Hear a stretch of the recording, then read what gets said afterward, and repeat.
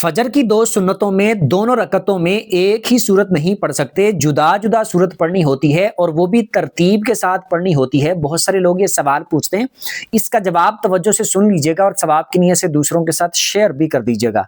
ये बात याद रखें, फजर की जब सुन्नतें पढ़ते हैं उसमें पहली रकत में सुबहानक अल्लाह पढ़नी होती है, दूसरी रकत में सुबहानक अल्लाह नहीं पढ़नी।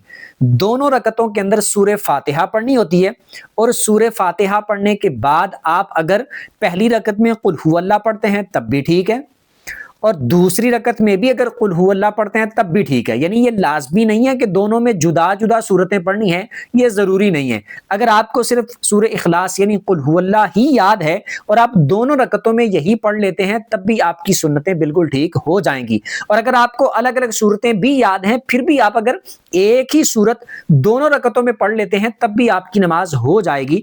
बेहतर यह है कि आप अलग अलग सूरतें पढ़ लें अगर आपको ज्यादा सूरतें याद हैं।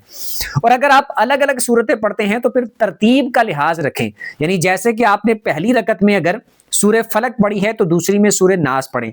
पहली रकत में अगर आपने सूरे काफिरून पढ़ी है तो दूसरी रकत में आप सूरे नसर पढ़ लें।